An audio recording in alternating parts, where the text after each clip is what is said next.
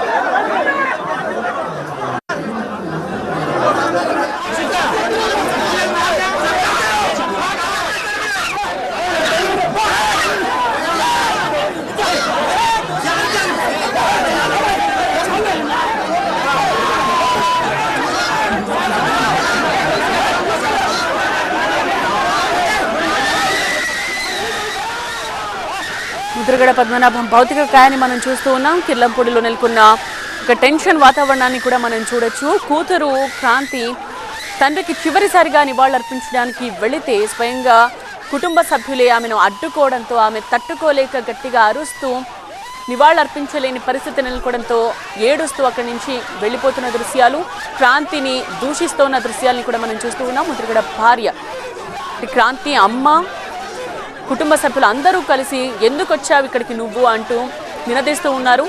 క్రాంతిని పంపించేయాలి, Kranti go back అంటూ పెద్ద ఎత్తున అక్కడ నినాదాలు వినిపించాయి. క్రాంతిని పంపించేయాలని తల్లి కూడా గట్టిగా అరుస్తూ తిడుతూ అక్కడ ముద్రగడ పద్మనాభం భౌతిక కాయం ముందే అటు ఇటు నుంచున్న కుటుంబ సభ్యులు ఇలా కొట్టుకోవడం నిజంగానే శోచనీయం. కుటుంబాల్లో భేదాభిప్రాయాలు ఉంటాయి, పొరపచ్చాలు ఉంటాయి.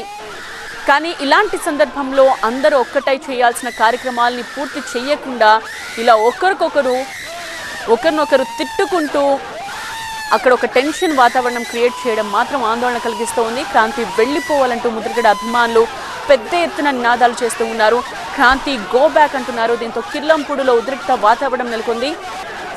అంతకు ముందు క్రాంతిని కిర్లంపూడికి రానివ్వద్దు అంటూ పోలీసులకు చెప్పిన నేపథ్యంలో ముద్రగడ కుటుంబ సభ్యులు క్రాంతిని కాసేపు ప్రత్తిపాడులోనే పోలీసులు ఆపేశారు. సివిల్ డ్రెస్లో ఆమెను ఫాలో అయిన పోలీసులు ప్రత్తిపాడు దగ్గర ఆపేశారు. కాసేపు ఆమెతో చర్చించిన తరువాత కార్యకర్తలు లేకుండా మీరు మాత్రమే వెళ్ళండి, వెహికల్స్ కూడా తగ్గించుకోండి అని చెప్పిన నేపథ్యంలో క్రాంతి అక్కడికి వెళ్లారు. భద్రత నడుమ తండ్రికి చివరిసారి నివాళులర్పించడానికి వెళ్లిన క్రాంతికి కనీసం ఒక 2 నిమిషాలు ప్రశాంతంగా తన తండ్రిని చూసుకునే అవకాశం కూడా అక్కడున్న కుటుంబ సభ్యులు కల్పించలేదు.